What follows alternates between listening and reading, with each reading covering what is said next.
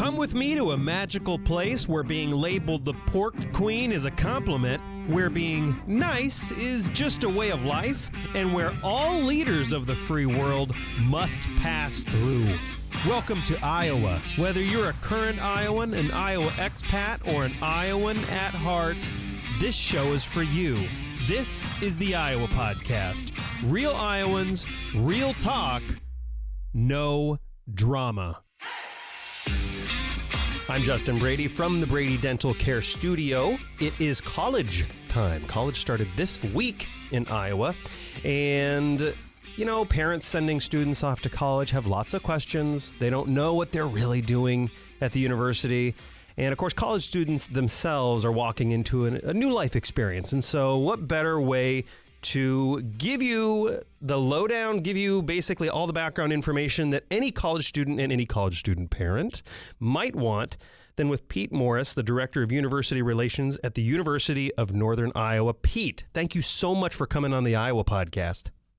Yeah, Justin, thanks for the invitation. Appreciate it. I'm super excited about it. I remember college. I actually went to a dry campus, so a lot of people are always shocked to learn this. They're like, you know, I didn't even have a drop of alcohol till I was married.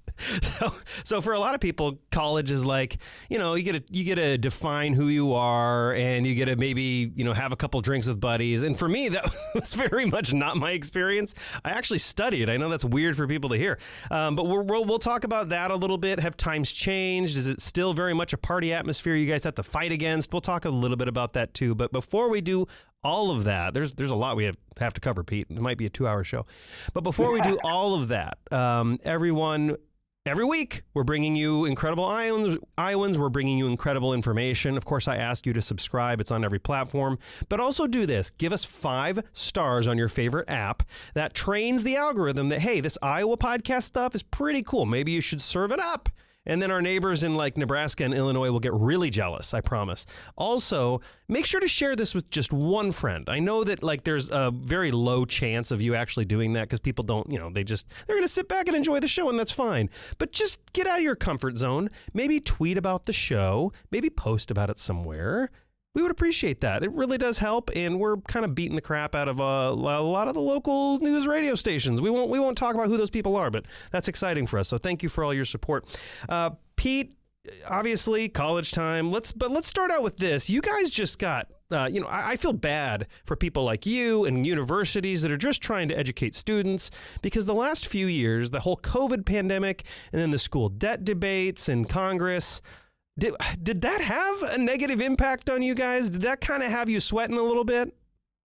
Well, I would say I think hopefully we are on the backside of some of that COVID fatigue, and really what we'll have our census coming out next week, and we're really encouraged by what our overall enrollment number is going to be, what our incoming freshmen numbers and transfer numbers are. And so I think, there's a real appetite for students to get back on campus and to enjoy that, the part of college that you can't really quantify, which is that camaraderie, that sense of community that you get by living on a campus and getting involved in things that you're passionate about. Yeah, 100%. And it's like something that we've lost in kind of work culture now as people are going remote. This isn't going to be a debate on like work from home or work from office, but there's definitely something to be said. And we're only just starting to realize this in research now, but there's definitely something to be said about community. We had the founder of Gravitate on a couple of weeks ago, and he was talking about even mental health and how being in a community and being with other people is really a huge boost to your mental health. We're having this isolation problem nationally now. I think the Surgeon General brought that up, and that has real consequences. So there is something to be said on being on a campus together, forming that community and meeting, new friends for life. That's not just a benefit. That's not just like a little side benefit of college. It is a big primary benefit of college. So I am assuming you guys took kind of an enrollment hit during the pandemic, and then it's bouncing back up now. Will you be fully recovered this year? Will you surpass your 2019 levels? What's that outlook look like? Yeah, again, we won't have final numbers until next week, but yeah, we are on pace to really be in a position of after many years, not just at UNI, but across the Midwest, you're seeing a hot economy, low unemployment, and that's sending a lot of folks directly into the workforce that normally would think about a 4-year degree. And so that's a trend that's been going on even pre-COVID. And so, yeah, we're now starting to see that, not only here at UNI, but other institutions across the state are seeing some of that bounce back that we were hoping for. So what I'm kind of hearing, if I'm reading between the lines, is we'll probably at least have a level off, maybe not exceeding 2019, but we're at least recovering back to normal. Yeah, I think I'm really optimistic that we're going to hopefully surpass some of the numbers that we may have seen in the past couple of years, and really be again. I think that incoming freshman and transfer number is really encouraging here at UNI, and we're with our partnership with community colleges across the state of Iowa. We're really seeing an uptick in folks transferring from 2-year institutions and seeking to finish off that 4-year bachelor's degree here at UNI. Yeah, I mean, I know Iowans like to hear that. Did COVID and the whole debt thing, the student debt crisis is what some people are calling it, did that change incoming students at all? Like, have you seen a switch in majors? Are people focusing on different areas? Do students have different concerns that maybe previously they didn't have? Yeah, it's a great question, and I think one of the things that we've tried to do here at UNI is respond to not only the demand from our students for programming, but also the employment needs here in the state of Iowa. And as you know, in the 99 counties in Iowa, we're proudly represented in all of them. And of course, our traditional programs, teacher education, higher, superintendents, principals, and education, we're still very strong in that, as well as business and accounting.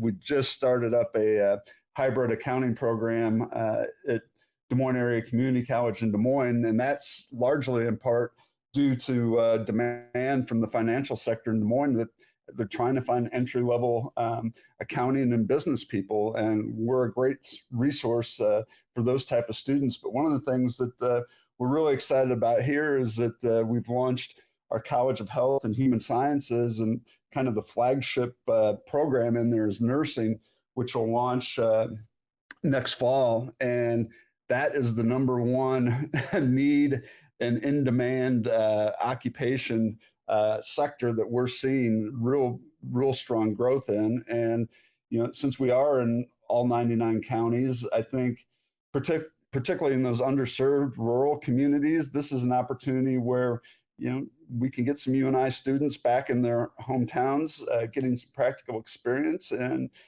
helping again help a sector that people are traveling long distances to get real basic health care in many parts of the state. And I think that's one of the things that we do really well at UNI is focus on what the state needs and how we can help bridge that gap. Yeah, I mean, nursing, that's actually really, really interesting, because we do have, I don't know what the right term is, but let's just say we do have a healthcare staffing problem in this country, right? It's actually very difficult to find nurses and doctors right now. And so it's good to hear that you guys are addressing that problem. One of the other things I've heard from students, we had a couple, the Association of Business and Industry has Leadership Iowa. We had some students on with that program a couple weeks ago. And I remember students thinking like their priorities for college were like, going to a cool location on the coast or going to a big city like New York or Chicago. And that was like, cool. That's what their priorities were. Making sure that I have a program that aligns with my future goals.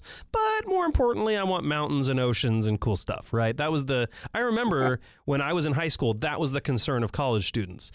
I don't know if that's completely gone, but it's mostly gone at this point, because all three students actually, sorry, for all 4 students were saying, nah, actually, we're concerned about when we graduate making mortgage payments and having a stable place to raise our family. And I really pressed them on that, and they doubled down on it. So are you seeing this this mentality, this new kind of outlook reflected in your student body over there at the University of Northern Iowa? Yeah, I think that's I think that's accurate. That there's a sense of practicality that maybe today's students are more in tune with than maybe in previous years. And some of that is, we do see some of that here at UNI just because of the number of first generation students that attend, and they've seen maybe somebody in their family that's been on a blue collar job, and how tenuous those jobs can be when the economy shifts. So yeah, I do think that obviously you want to go somewhere cool and fun, and we do want to make this experience at UNI, all of that for our students. But yeah, in many respects, folks are coming in. They kind of have an idea of what their career path may be, but then we also have students who, like, I don't know what I want to do, and that's okay too. We do have kind of an exploratory program here at UNI that allows you to kind of pick and choose from some different areas to help find that path. So yeah, but at the end of the day, right, it's the total experience. It's not just about class. It's about getting involved and finding kind of that core group of people that you want to be involved with, whether that's a campus group, fraternity, sorority, or intramurals. So we've got a lot of those opportunities, and I think that's one of the things that students are craving is, hey, I want to go somewhere where I can be with people who are maybe different from me, but also people that I feel like I can connect with. And that's one of the things we emphasize here at UNI. Yeah, and I want to get into that stuff too, because that's a really important part of what you guys are up to right now. But before we move into that, I got to ask, because it's in the headlines constantly. And of course, it definitely, I definitely always have to know what universities are doing because of it. And it's AI. Are you changing your curriculum at all because of these new AI tools? Are they being worked into the curriculum? Are you, even phasing out certain programs in the future because of AI's impact on work culture? Yeah, it's a fascinating time and a real interesting conversation that, we've had a working group here on campus with faculty and different campus leaders and students, and trying to figure out, right, what's that sweet spot? You certainly can't bury your head in the sand and think that students aren't going to access the technology that's available. Right. Exactly. Right, part of the goal is to try to teach them not only how to use it, but how to use it responsibly. Yep. And how even in our day-to-day work with our colleagues across campus, we're trying to figure out, okay, how might this help our workflow, and what unintended consequences is it causing that no one thought about when some of these technologies and programs rolled out. Yeah, exactly. So, no, I'm really glad you brought that up. And that is one of the areas that I know a lot of students, a lot of parents are concerned about. This is maybe another topic, but of course, my outlook on AI is one that it's going to be incredible. I think it's going to really save a lot of industries and not negatively impact a lot of industries. One brief example is what we're seeing in healthcare. We had Dr. Abramoff from Iowa City. He's the he's the founder of Digital Diagnostics, and they basically said, look, doctors are overwhelmed as it is, and the AI we've developed is actually allowing them to increase the quality of care to patients because they can spend more time with them. So everyone has the doom and gloom stories. I think AI is going to be great for the workforce. I think it's going to allow people to do jobs they love and make more money doing it. So anyway, that's a whole other topic. But one of the things I do want to talk a lot about one of the things I want to ask about is, like, I don't know if you're familiar with the Huberman Lab, but it's like a huge major podcast, and Dr. Huberman's been talking a lot about like alcohol consumption, and there is this big movement where like people are dropping alcohol, not because they're alcoholics or they have a problem, but just it has a negative health impact on their life. You know, things that we've known for a while. I think actually some government guidance on drinks, how many drinks is appropriate, is actually changing. I think they've just lowered that. I don't have a reference in front of me, but has that drinking trend, that anti-drinking trend, has it caught up with University of Northern Iowa students? Is there a more hesitancy to drinking, or does the college still have to really nudge them the right way to abstain and not drink? And I know that obviously drinking probably at least the first part of school creates some problems on campus. So have you seen a change there? Yeah, that's a great question, and I think it may be a little bit too early to tell, just based on the fact that right, we're all kind of in this post-COVID world, and what we knew is kind of the norm is really shifted and evolved. And one of the things that we've rolled out here at UNI is a teletherapy app which students can access 24/7. And I think a couple of the things that go along with substance abuse, or the lack of moderation, is the mental health piece. And that's really probably more than the alcohol piece. Is we've really seen a demand from students that I want to be able to talk to somebody when I'm having a difficult situation. And that might not be during normal 9 to 5 office hours, Monday through Friday. And so really that is a significant change that we've seen here on this campus. But yeah, it's Well, interesting. I mean, I think this is a good time to let's alcohol and substances. Yeah, let's talk about that, right? Because I think there was an article that you shared with me on KCRG August 29th, so a day before this podcast airs, about that and what your campus is doing. Can you tell us a little bit about TELUS? It's like a telemedicine virtual kind of therapy tool. Can you tell us about that? Yeah, so it's really designed to give students access to 24/7 access if they really need to talk to somebody, whether it's, hey, I sprained my ankle over at the wellness center, and hey, what do I do besides ice and aspirin to take care of this, right? Or hey, I'm just really feeling down and I don't know how to pop out of this. And it's meant to be able to not only solve an immediate situation, but help point students towards all the resources that we have on campus for the health and well-being of our students. And so, yeah, I think that's something that we've seen is, right, perhaps in the past, you'd go in and you'd see somebody for a mental health challenge, and they'd want to schedule 5 or 6 appointments and kind of that traditional mental health counseling. And now it's a little bit more a la carte, where I just need some help right now. Can I talk to somebody, and where do I need to go? So that's a really significant shift, and I think that's one of the ways we're trying to provide the services that our students really are asking for and really need. I mean, that's an example right there of how technology, I think, is going to improve health outcomes. And when, absolutely, so what I'm hearing is that it's just not mental health; it's overall health. Because you mentioned sprained ankle and that kind of thing.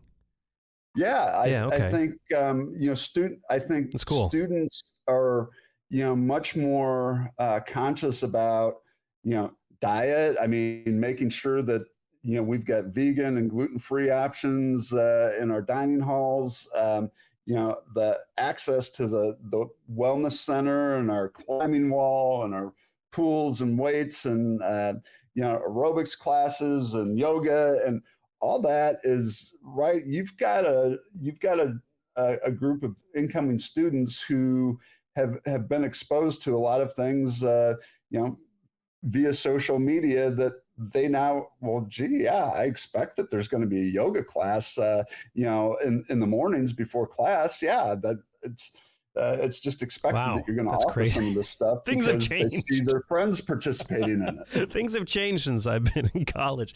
But what's interesting is I was reading an article in the Harvard Business Review this morning about how habits formed in college continue through our professional life. And one of those is sleep, right? So this is one of those things that sticks with people through their adult and career life. So, obviously colleges have gyms, and I'm glad to hear that you guys are changing up the food options, because when I went to college, some of the food options at other universities were pretty terrible. My university was actually pretty good. They had like fresh veggies and a lot of pretty good options. Some colleges don't have that. And so are you guys, outside of the cafeteria and having better food options, are you guys, is it education? Is it changing the dorms? Is it stricter quiet time periods? How are you helping students? And obviously they need to be responsible for themselves, but how are you encouraging or helping students to form those healthy habits in the college experience? Yeah, I think a great example is, we were talking about dollars and cents earlier, and we've got a program. It's called Live Like a Student Today, so you don't have to after you graduate, and just offering some practical courses and guidance of, hey, how do I manage my money, right? How do I do a budget? And that piece has changed now that Can we invite Congress to come to you and I to take those courses? I think all our leaders could go through that class, maybe. We'd be happy to help anyone. Special UNI program. Yeah, and really, I think that the proof is in the pudding. Our students, graduate with a lower level of debt than just about any other institution in the state, and so that's one of the things that we're very conscious of is, giving students access to an education that they can afford. And obviously, we can't control what's allocated from the legislature, but our goal is always to keep tuition as low as we reasonably can. And frankly, the funding that all the Regent institutions have gotten has continually went down, and that's put a strain on students who are having to figure out, how do I pay for this 4-year education? Yeah, no, absolutely. The one other thing in like the self-care arena, since we're talking about that, health, sleep, is conflict, right? There are some prominent psychologists, PhDs, that have been talking about the fact that all this lack of face-to-face interaction that we had during all the lockdowns and the global response to COVID and how people treated that. It led to a lot of isolation. Of course, we were talking earlier about the Surgeon General warning that isolation is a big problem. And so this lack of face-to-face, according to Dr. Andrea Mata, PhD, she's a psychologist person smarter than I am, is that this lack of face-to-face interaction has led to making conflict resolution even worse. Like, people don't know how to resolve very, very simple conflict. They just don't know how to do it. And so are you seeing this at University of Northern Iowa? And do you have anything in place to help people resolve conflict? Because you're bringing people that have been isolated for a while. They maybe don't know how to deal with this, and now you're putting them all in the same spot. Is there a strategy in place, or is there general guidance you have? Well, I think it's a great question, and certainly if you look at social media and the political arena, having a respectful conversation has become exceedingly difficult in our society, and that's one of the great lessons that I think folks learn on a college campus is how to respectfully debate an issue without getting into a screaming match, right? There's a way that you have a dialogue, and we've got some very skilled faculty on this campus who, went through some of the social upheaval in the 60s and 70s, and lived that as part of their college experience. And I think having that polite civil discord is one of the things that maybe a few of those people that you mentioned in government might need to come to you and I and learn a little bit about. Exactly. Yeah, I think so.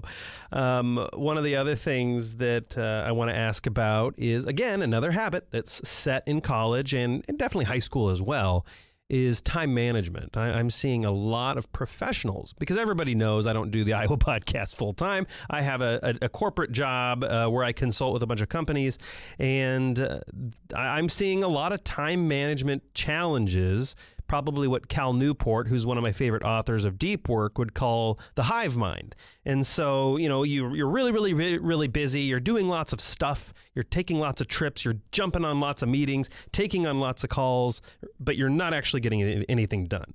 So I know that time management is a crucial thing in college, but also crucial for where all your students are going, which is the workforce. So what are you guys doing around time management to help students?